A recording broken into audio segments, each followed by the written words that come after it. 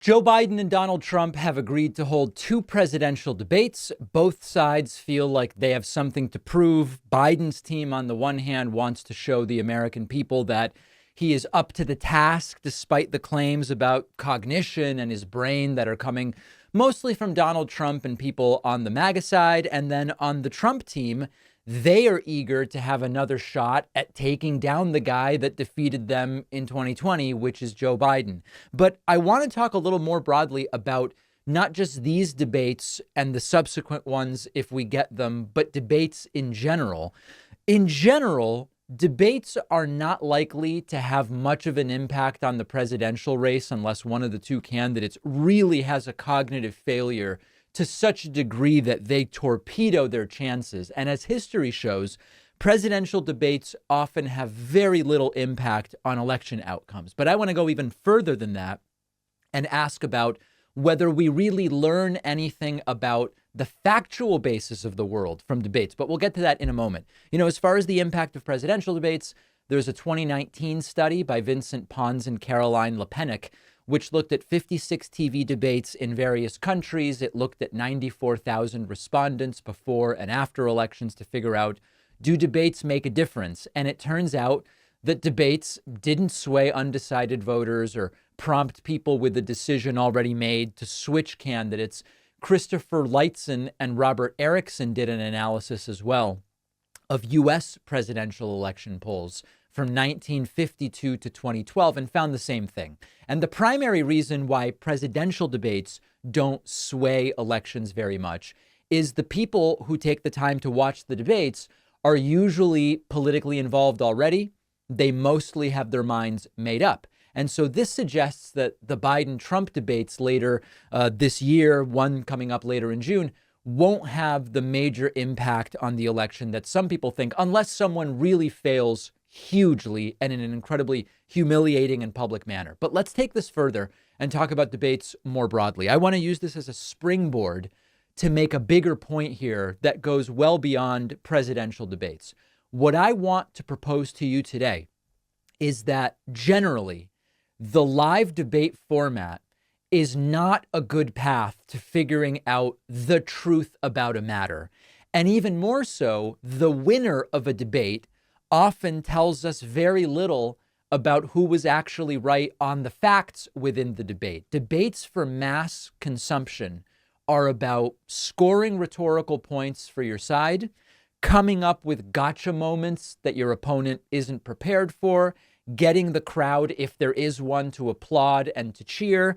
And they are not about actually getting to the facts of the matter. And in general, our impression of who won a debate has nothing to do with who stuck to the truth or helped us understand reality any better. It's a performance at the end of the day.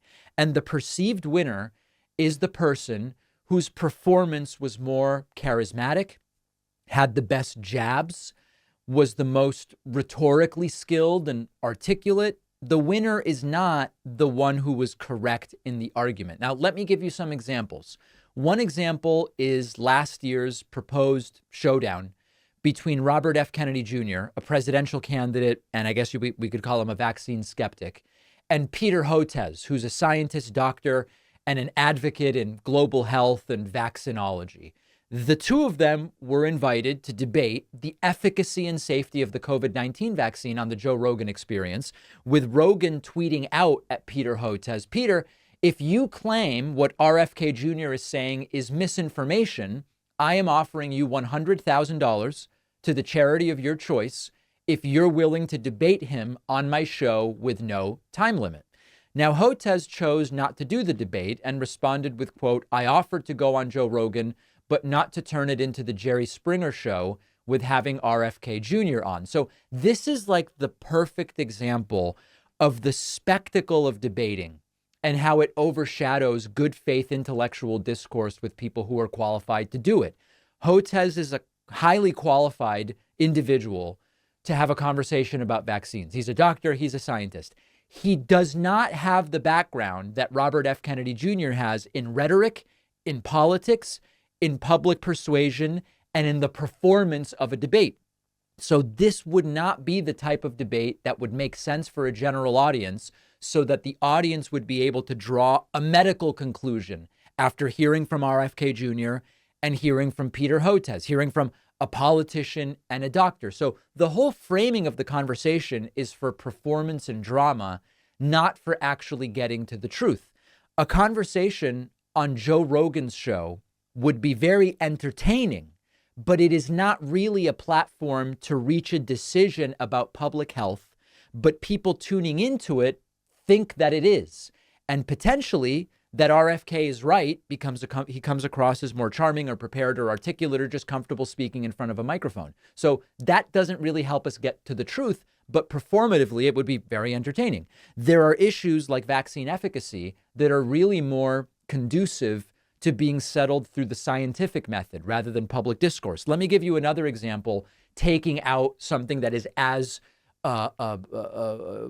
confrontational or potentially controversial right now. Another example is, what about the health of a specific food? Eggs, right? Are eggs healthy as part of a diet?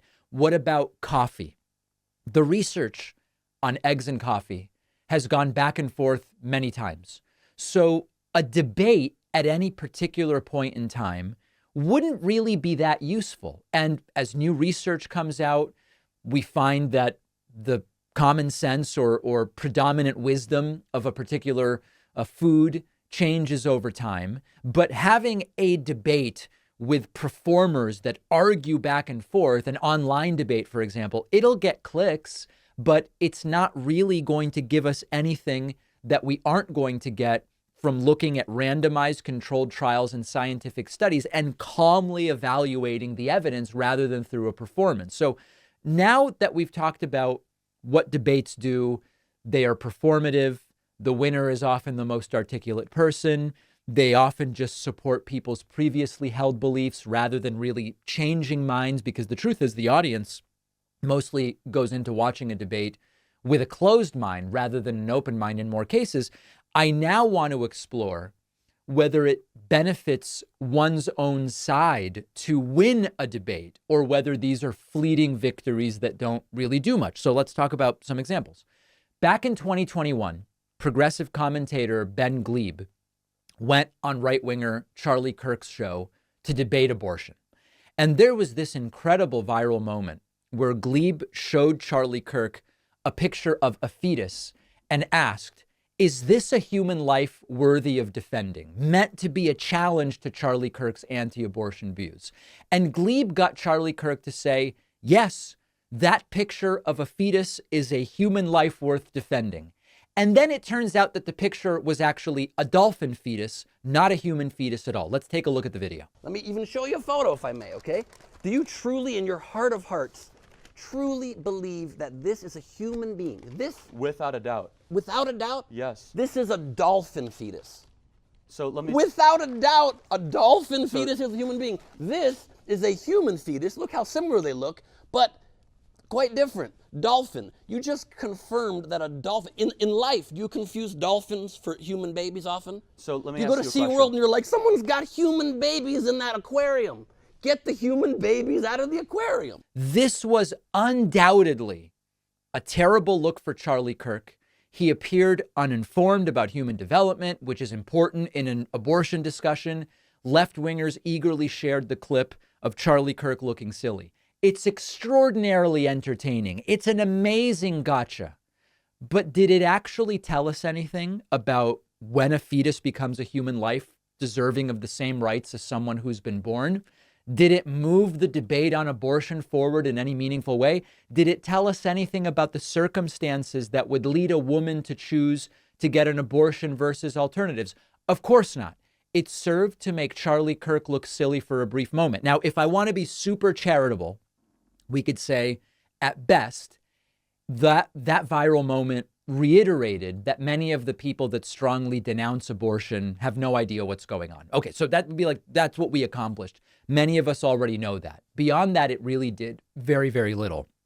Abortion rights have only been rolled back since that viral moment, most notably, of course, with the Supreme Court overturning Roe v. Wade a couple of years ago. Now, of course, no one expects a debate between Ben Glebe and Charlie Kirk to have an impact on the legality of abortion in the United States. But it's hard to imagine that even 100 moments like that, witnessed by everyone in the country, would have much of an impact on the legality of abortion. Now, here's another example of debates being about performance rather than getting to the truth. There was this sort of showdown between left-wing Cuban-American streamer Stephen Kenneth Destiny Bennell II and right-wing provocateur Milo Yiannopoulos.